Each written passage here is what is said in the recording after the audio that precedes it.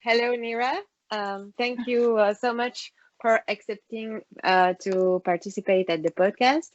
So Thank you. the main goal is to talk about the stand-up, your passion, and maybe to encourage people who wants to do that to just do it and try and go on stage and make fun. So when did you start, you, for example? When did you start your first going on stage to make comedy? When was that? That was November 2018. I 2018. Yeah, so not so long ago, Yeah. especially considering the break we're having now. But I actually participated in a course of Easy Laughs in Amsterdam, and they had a stand-up course, and I think it was 10 weeks or something like that. And in the end, we had a show, so it was like the Mm. end show of the course. So That you was my make first time. a sort of school. There was course, so there was a school or a program to teach Yeah, how it to was do. once a week, and we were kind Mm. of practicing. So in the end of these Mm. 10 weeks, I think it was 10 or 8 weeks, and it was Mm. in the end every participant had like 5 minutes. So we did it Okay. together, and we practice from technical things like how to stand on stage, how to grab the mic, things like that, to how you deliver a punch, and all kind of this. Yeah, tested. So we also tested the material. It Mm. was really, like you were nurtured. Like it was less scary because it was a Mm. great group. And then when you're on stage, of course, everybody came to see. But it was, you tested already your material, and you Yeah. dare more. Yeah, And you make that in English or in Dutch? in English. In English. Always in Yeah, English. Yeah. always in English. I don't dare. Yeah, to do it in Mm. Dutch. And you have done since then, since the 5 minutes, you liked it and you continue to make other 5 minutes in other place or. Yeah. So I really liked it, Hmm. and then I started. So I wasn't even aware there is a really big scene in the Netherlands for English speaking comedians. Most of it, of course, is in Amsterdam. I don't live in Amsterdam. I live in Rotterdam, and there is actually overall the Netherlands. So there is a Facebook group that people post their spots, open spots in English. So I applied to everything, and there was a period of time that I like performed 4 or 5 times a week, and I drove all over the Yeah. Netherlands. And it started for 5 minutes, and just before lockdown, I was working on a half an hour show, which Mhm. unfortunately didn't happen yet. Yeah, Yes, because of the coronavirus. yeah, Yeah. because of the lockdown. So I Mm, was working on half an hour, but yeah, that yeah. And when from what is coming your passion for comedy since your kid or. mm. Uh, yes, I think so. So I think when people like when you're a teenager and people really like music, and I Mm, always liked stand-up comedians. So I was listening mm, to sketches and stand-up comedy, mm, like people listen to music, and mm, I never dared. Um, I did have on my bucket list before I turned 40. So last year I mm, turned 40. It was on my bucket list to do a stand-up comedy, mm. and I'm happy to say I succeeded. And it Yeah. just yeah, it was definitely a passion. And at my work, I noticed that I go to work just to make my colleagues laugh, and not Mhm. really about the work. So then I decided, okay, maybe take this nonsense and actually put it where it should be, like on stage. Mm. Yeah. And you have another job or a day job or you are full time in Uh, comedy? yeah, I find it hard to say full time. It doesn't really pay, or not much at least. I do other things Mm. right now, but also with this COVID-19, everything changed. So Mm. before COVID, I was doing a lot of stand up and nothing Mm. much more. But now I'm doing also other things. I'm freelancing, and Okay. not uh, not on stage, nothing But artistic. but you are freelance. You are your own boss and Yeah, you yeah. Okay. And I think you have a family too. true. Yeah. I have a daughter and a husband. Yeah. So how you manage your family life and the stand up? Because I don't know how old is your daughter, but it's My daughter sometimes it's complicated. Definitely. My daughter is 12, so actually, she's already grown up in a sense. She doesn't really need me. I think it's a struggle always because before stand up, I worked full time in like a Mm, technology company, and that was also very difficult to combine. And stand mm, up, I always left before dinner, so sometimes I made them dinner and then I leave to mm, travel, and then you come at 12 or 1 o'clock at night, and I mm, cannot still go to sleep because there's still adrenaline. So I would go to sleep very late and wake up to see her to school. Like your whole day your whole day is shifted. So your schedule, mm. and it was a little bit, yeah, it's weird. But I think my daughter is just big enough that she doesn't really need me. At least I'm there when she comes home from school. Mm-hmm. Uh, what I did find struggling is that when you do stand up or when you write for stand up, I constantly in my head I'm thinking in this way. So I was all the time like a bit cynical, a bit like saying, and Mm. and I found it hard to be part of a family, like to be normal, like to not think. So because I was all the time looking for material, so everything could be Yeah. could And be a bit. you have your phone maybe and you write down when something happens funny, you say, "Oh, I have to write this because that's so funny. That could make a funny joke on stage or All the time. I have okay." actually a notebook and I write, and I also talk to myself a lot. So I was talking to myself, Mm, and that was actually good when I was home alone because I could talk to myself. Because I think mm, writing a joke and it sounds so different than talking. So actually, stand up, yeah. you talk. So I was all the time talking to Mm, myself, and this is how I was practicing. mm, And once I know that it sounds good, then I would write it down. So I would yeah. actually do it the other way around. But my daughter also asked me, sometimes I talk about her on stage, and she Mm, specifically asked me not to talk about her. So I had to go around yeah. it. I had to Mm, think of like makeup, ID. Yeah, it's difficult. And your But husband, yeah, your husband is cool or is he a bit jealous or because you are out the night and you came back at 1 o'clock and I don't know, you are he's comprehensive, understanding or he's very understanding. okay. He also finds me funny, which is great. Well, so and most of the jokes were actually about him. So and he had no Mm, problem about it. So he was totally. I think he encouraged it because it's like my nonsense have a place now. Because before I would okay. talk about, I would be awkward at home, and now I can be awkward Uh, on stage. So now my nonsense or awkwardness has a mm, place, and he really encouraged it. And he said, "Okay, take it out."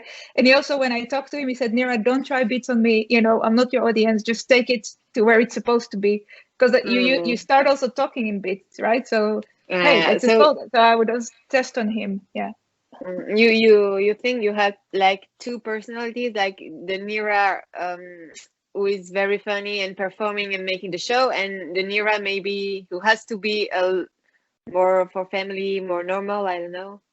You see the definitely. difference? Yeah. Mm. Yeah, definitely. And actually, it's funny because I even use a different last name, like family name, because Hmm. on stage I'm Nira Tal, and that's like before I got married and became a mom. And in real life, my name is actually Nira De Valle. Like, so I even split, and also like Mm. professionally, like on LinkedIn I will be Nira De Valle, but on social media I will be Nira Tal. Like, so my comedy Mm. has it's a whole persona that Mm. doesn't, and sometimes it interferes in my real life. So I had Yeah. to. I found it when I was performing really a lot, my how I think, and it really took over. So this persona on stage took over, and sometimes it was hard for me to stop it, like Mm. to think in different ways. Yeah, it's Yeah. totally yeah, it's a conflict. Mm.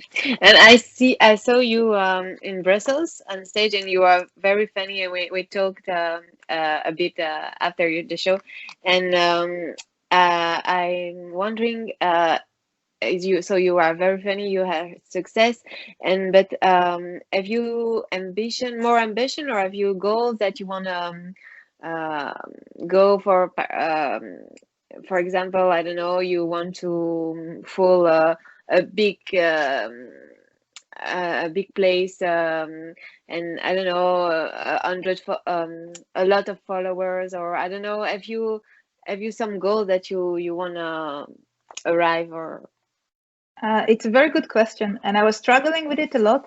I think I don't really have also like a role model, especially because I'm doing it in English in a non-English Mm, speaking country. So I don't know mhm, where you can go with that. I'm not very good with followers. I find it very stressful. Like if you have to, mm, you know, post things on social media, I'm not very good in that. I also feel I'm too old for this. So uh, I wish so. Before lockdown, I worked on half an hour. mm, Ideally, I would like to do a show, you know, like that people will really come to see me and not just yeah. one of a lineup, so that I will Mhm, have some name or enough material. mhm, But I have to say that after COVID, so the last year, I didn't perform, and yeah. I'm out of it. So I don't know where my ambition is going to go. I don't know when shows will go back. I don't know how, Mm, because when I think about it now, looking back, it was crazy. I would go yeah. out for 4 5 nights a week and driving. I remember I was Mm, driving to Maastricht, which is 3 hours, and I drove 3 hours just to stand on stage for 10 minutes for yeah. half full crowded of students who didn't even laugh at my jokes. And then I had to travel back for 3 hours, and I Mm. was just and then I was sitting there and thinking, what the hell am I doing? You know what I mean? But that's your passion, and you talked about adrenaline, and I think that's what also I mean you feel like you're alive when you do that, no? Don't you? Yes, especially when it goes well. When it goes well, Yeah. it's amazing, and Mm, I especially like this that I make myself laugh. So because you do what I discovered about stand up is that it's a lot of acting. Before, when you see people on stage, I didn't realize it's so much acting, because actually you say the same things over and over and you have to yeah. act like it's the first time. And when I succeed to do that, because I'm no actress whatsoever, I have no experience in Mm, that, but when I make myself laugh, that's the best thing, because you're really in the mm, moment, you really listen to, you really remember yeah. what's Mm, funny about it. And I think when I was doing it so often, I sometimes forgot, and it was more like mechanical. And then, yeah. when you're not performing well, it's a waste of time for the audience, of course, but Mm, also for yourself. So I think if I will go back to it again, or probably I will, because I do miss it, I would have mm, a better balance. So not so mm, much of the quantity, but more about the mm, quality. So yeah. that I still enjoy it, and it's not becoming work, like grinding, just another Mm. show, another show. Yeah. And with the lockdown, have you write more, or have you work on it, or with the lockdown you are a bit disconnected with that? I don't know. Is that positive for having more materials, or Um, not good? so in the beginning, the first lockdown, I tried to do some online shows, but it was not for me. I didn't enjoy it, and there's hardly any audience. It's so different. I think part of Yeah, going to a show is that you're out of the house. Now I was just sitting in my living, in my bedroom, and just like yeah. trying to be funny. So it didn't work for me at all. I started write. I actually wrote a lot, but not necessarily funny. So I wrote a lot of Mm, short stories, but I still take out. I need this. So I don't necessarily need an audience, mm. but I do need to take out. Yeah, I call it my nonsense. Artistic. Yeah, Yeah, yeah. yeah, yeah, yeah. So I didn't really work on an. Unfortunately, I think it actually would have been great if we come out of lockdown with a whole new half an hour, but I didn't. So, Mm. And could you tell me what's your best experience on stage, and maybe your worst experience? oh, worse. So, Wow. I had to, somehow worse is easier to tell you. Like I remember it better. The worse. Um, worse. I had. Well, you have these times that there's no audience, so there are more comedians than audience uh, members, and super hard. Uh, I think in Amsterdam one time I had 3 people in the audience, and it oh, was okay. so awkward. Hard. Like you don't need a microphone. It's super awkward. Um, Yeah. and I didn't really deal with it very well. I think you can make it even funny that it's so awkward, but I Mm. yeah, it was really not so much fun. Of course, I bombed many times. But one that stays with me is it's the one. Yeah, I remember one time I bombed and I got like I really felt I'm afraid of the audience. They were not laughing, and I really became like really afraid. So I was kind of I talking low, like really like almost shaking like a scared animal. So that I remember good. And the good one, now I need to remember good show. I had a lot of fun, also many times. I think in Brussels when we met, it was a great, yeah, great show, yeah, yeah, yeah, and I think everybody did really well. yeah. Uh, and I remember one time I was closing. I did 15, and I was closing. It was actually in Rotterdam, and I had so much fun that I did like I was like they said, like they gave me more time because it was really, really great. And Mm, when you really feel and you have fun with the audience, and it's not only your what you memorized like the material, mm, but you kind of improvise, and yeah, that yeah. was also a nice one. Mm, that's great. And have you some advice for people who wants to do the stand-up? Because the the purpose of this podcast is also to encourage people. I mean, who were like you, wants to do it, but they didn't dare to do it. So maybe, what would you tell them to Um, what can I say? Yeah, the obvious is just try, and I try? think Yeah.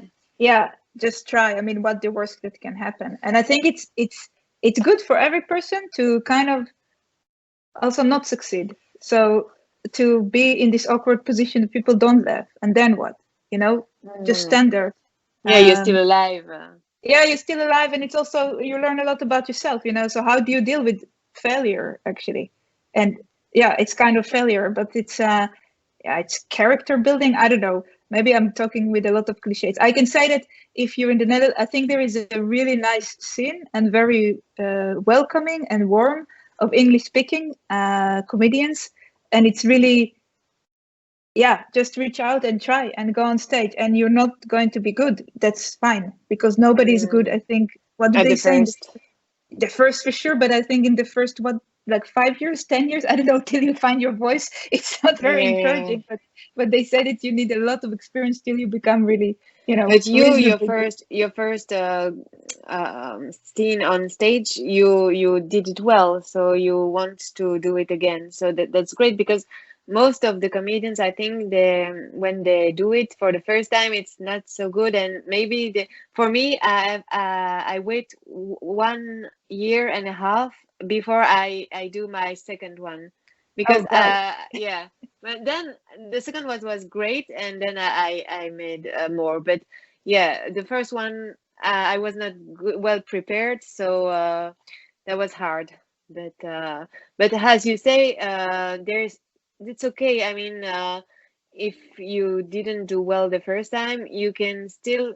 It's not for whole your life. I mean, you can restart how many times you want. I mean, Of course, and nobody. First of all, nobody remembers because you're nobody. I mean, you go on stage and mm, you do your five yeah, minutes. Nobody will remember you, and yeah. it's. I think you should set expectations because yeah, you're not going to be good, but it's fine. Beginning, I think the first. I don't know. I would say even 100.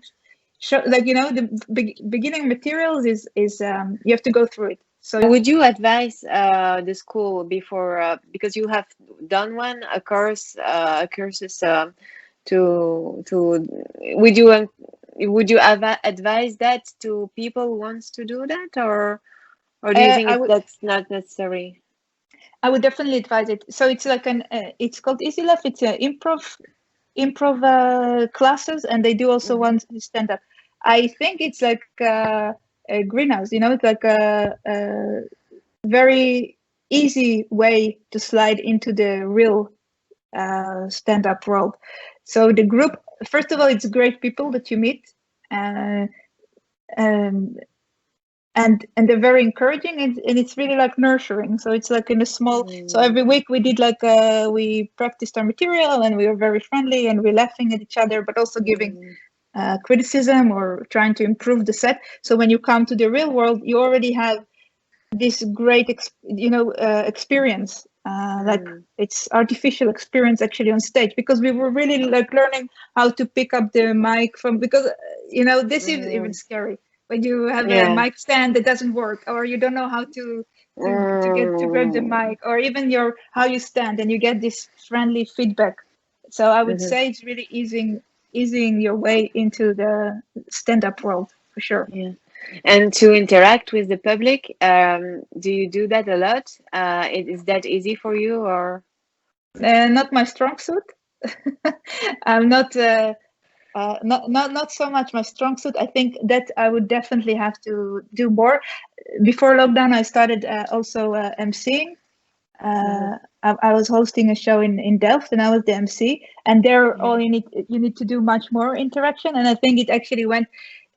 It's fun because you don't have these filters. So Mhm. if you just say everything you come to your mind, uh, it's fun. Just go with it. So for me, it's definitely something I need to work more on. Mhm. I think my strong suit is more like writing, and then Mhm. yeah. So the improvisation has served you. I mean, for the MC, it's a lot of reacting about Yeah. the public and stuff. And also I'm seeing it's totally different energy, because you really have to be high energy, and you have to kind of get Mm, everybody warm and happy and be very supportive to the other comedians, and it's not coming mm, natural to me. So I'm yeah. more depressed on stage. So I had to really so yeah, I have this energy, but I'm not necessarily like happy energy or warm Mm, energy. So I had yeah. to really, it's a whole different yeah, route, let's say, that you have to practice on stage. So for me, it's Mm, not coming natural. There are many good ones that it's really their forte, like how they say. Yeah. mm. And so for your methodology, so you talked about it. So you write down whenever you have an idea, and you talk to yourself. Have you do you make have you a routine or a schedule in the day, or I don't know how you work? What's your methodology for Yeah. writing? So I really film myself a lot. So I film myself Mm-hmm. also when I practice. I Mm-hmm. actually I record myself on the phone talking. So Mm-hmm. when I talk to myself, I usually record myself, and it's something you have to go through. Not get annoyed by your own voice. Or also, every show I do, I film myself, and I do look Mm-hmm. at it, Yeah. and from the eyes of not myself, but kind of like a listener. And then Mm-hmm. so yeah, it's a process. So I would try to work on it every day, especially if you have a show in the evening. I would always kind of summarize what I want to do, how I want to do it better, what do I feel like talking about, and coming up with new materials. It's different than editing your own material. So coming up with new material, it will just have to sit with me for a while. So if I have Mm-hmm. something like, for example, now I'm trying to break up with my psychologist, Mm-hmm. and she doesn't let me. So every time I say, "Hey, maybe Mm, we should see each other a bit less," and then it sticks with mm, me for like now for I think a month already. I'm thinking about it that it could be a great bit. mm. So I take like Yeah. a big topic, and then I have to see, okay, what's funny about it. And Mm, the best thing is to find what's funny about something, and that is kind of like the best feeling in the world, especially when I make mm, myself laugh, and when it's like a puzzle, it's like a mystery. What's funny about mm. this, or how can Yeah, I make it yeah. funny? Yeah. Mhm. So that's And yeah. you learned about it? What's makes something funny? You learned about the theory of that, or it's just instinctively you say, okay, that's I laugh, so I know that's laughable.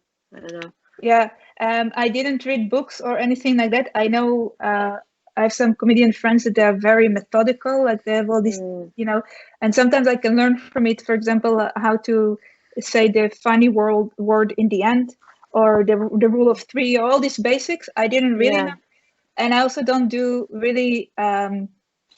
I think normal jokes maybe like I do more storytelling with an observation, and I never do one liners, like I'm not good, I don't think like that, so I don't have really the technicalities of the trade. Mm, I think yeah. I'm lacking this knowledge. Mm. But that's great too. also not analyze everything, because it depends. Each personality works differently. Some comedians wants to listen to a lot of other humor, and then they criticizing. Okay, there he do that, and the people laugh or they don't. But yeah, for me, for example, I listen to and I enjoy it, but I don't analyze this, because part of the fun is just, yeah, to not to know, just feel the instinct of what's funny and what's not. I don't know. Yeah, like a magician, right? Not to go into how they make the magic, just enjoy the magic. Yeah, yeah, yeah, yeah. Yeah, I understand what you're saying. But that's why I think, for example, there are a lot of competitions, like a stand-up Mm, competition, and I don't mind doing them. I just see it as a show, but I don't do well in competition, so I never won something or something like that. And I think it's difficult because there's so much genres of humor, right? It's like with music. So how can you do a competition of what's more funny or less funny? It's just a matter of taste. yeah. So I think But it's yeah. I don't understand why there is competition, because there's a lot of open mic, and for me they're not there shouldn't have competition, because we can all be great, and that's good. I mean, that's how you say that, it's a pity that sometimes, yeah, comedian, they are like in the fight, and sometimes, Competitive, yeah. yeah, competitors, yes, sometimes they are not so well intentioned, and they told you something just to, to pick you. I don't know. Is that the case in the Netherlands too, that the Um, competition, you can feel it, or is I that very friendly or and supportive? It's mostly friendly and supportive. I didn't come across really nasty things. I think it's important to say there are open mics and then there is Mm, curated shows. And for mm, curated shows, you have to go through open mics in order to be noticed, and then people will invite you to their shows. So not all shows mm, are open, right? So there is like a level up that you can, yeah. if you're good enough, then people will invite you to better shows, or you actually get money for this and stuff like that. Um, and for that, I think there is also a little bit of networking, Yeah. and people need to be sometimes it's Friends. yeah, if they're more friends. And so there I think it's, yeah, I wouldn't say not friendly, but it's kind of like, yeah, there you see the same people many times, and it's also Mm, a matter of experience and matter of quality as well. So mm, or at least I want to believe that, right? But but mm, there is, it's in like every industry, you have yeah. to network. Yeah. So you Yeah. cannot. Yeah. I think if you're very shy and you're not really, go out there and meet the other comedians. Mm, If you're super good, you will get there. Maybe it will take you mm, longer, but I think it helps if you, yeah, know the right people or whatever. Yeah, yeah. Yeah. And to, yeah, to support each other. I think it's important. yeah, And but and yeah, but sometimes, yeah, it's you cannot, I mean, everyone cannot love you. Some people would not. I mean, that's normal, I I think. I need to remind this to myself. It's sometimes it's hard. Sometimes I forget it that not everybody is going to love from you, Nira. And And sometimes, I yeah, have to for say that sure. there is in Amsterdam there is this initiative that it's called Funny Women, and then once a Mm, month. So if you're a female comedian, I don't know if we mm, have to say the female, but if then they have like an open mic and open stage, and they give more opportunities because I don't know if exactly how much discrimination or whatever there is. I don't think there mm, is a lot. I didn't ever notice, but there were a lot of lineups. I was the only woman on the mm, lineup. But anyway, it's more friendly towards women to kind of because I yeah, think stand up is also more male oriented yeah. I still. think there Yeah, are less women who does that. yeah. Yeah. I think there are But a lot of bookers, like people that book the comedians. They're more mm, male in generally, and maybe mm, they're sense of humor, you know, you tend to laugh about things as a male. And I'm saying that, and maybe it was actually I'm saying that, but I disagree because I think there is. I never encounter. I think some, yeah, that they didn't that it was not balanced or something like that, or because I was a woman they Mm, didn't book me, or at least not that I know. yeah, but if you are very good as a woman, maybe you surely be on stage because there are less women. But I wonder if you are a medium woman, if it's not so easy. I mean, if you're a medium male, because the friendship and the Yeah, networking, you will go easier, I think. But as a woman, you have to be the top to be on stage, I think. But that's my opinion. I don't know. yeah, yeah, true. And I think also that I don't know. I noticed, for example, men will talk a lot about, you know, about their dicks and about uh, like male jokes, right? Yeah, yeah, yeah. Like gross things. But people, maybe the audience also won't find it gross. But when women talk about, then it's kind of like, oh no, it's like the material is very different. That's what I Yeah, noticed. and if you talk about women's subject like I don't know psychology or stuff like that, maybe men would not be so interested. But if you talk about sexuality, yeah, like you say, maybe they will say, "Oh, there's a girl who told that. That's weird." Yeah, So, but I think we don't have to have so much question. You just have to play what makes you laugh and what's your personality, because if you thinking, okay, I will tell that to make those people laugh, I think you don't be yourself anymore, and that's a no, pity. absolutely. And you should not, I think you should just be super honest. I don't think you should think of Mm, who your audience, I mean, you should think who your audience is, but you just have to be honest to yourself. This makes me laugh. So, you know, that's my yeah. material. I do not, so it's only not only gender thing. I also felt there is also age thing. So a lot of the Mm, audiences are very young, sometimes mm, students very young.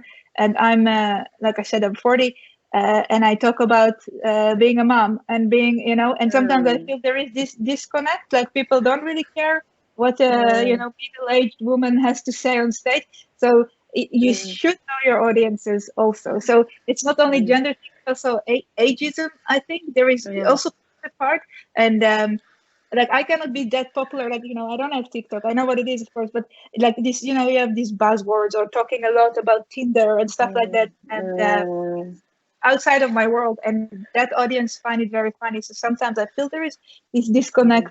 mm, mm. Yeah, But that's also your singularity, your particularity to you are yourself. And if you talk about what's really in your life and what matters to you, you'll be more authentic and you will kept more attention, I think also. yeah, of course. And I never, I would never talk about Tinder just to, you know, just for that young crowd to like me, because Mm, I don't know how to. So you have to stay yourself. And I think funny yeah, in the end of the day is funny. So, yeah, yeah, yeah.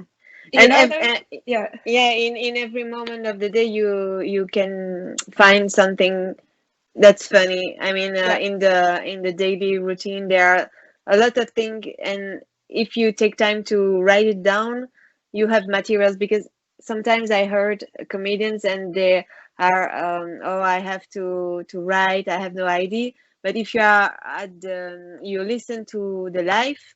I don't know how to say that. You will have inspiration or things that are funny, because life is funny. I think. I really like how you said it. Listen to the life. Listen to life. Like, yeah, if you're Yeah. open, if you really notice. And that's what I meant before when you have this mindset of writing comedy. So I'm always Mm, on. So you put your antennas on, and then you yeah. all the time I'm like picking up things for comedy. And sometimes it can Mm, be exhausting because you don't yeah. really live life. You just like searching for material. Okay. So Yeah, everything yeah, is potentially funny. And what's funny about it? So something like if I didn't switch off, I could get very exhausted and annoying. yeah. I could be Yeah, very annoying to the people around me. So because yeah, everything they tell me, it's like I can play with it. yeah. Oh, Mm, interesting. yeah, exactly. Tell me more. Tell me more. So I Yeah. think I was not with balance. And now that there's no show, there are no shows. There's also less motivation to write. So I should start, Yeah.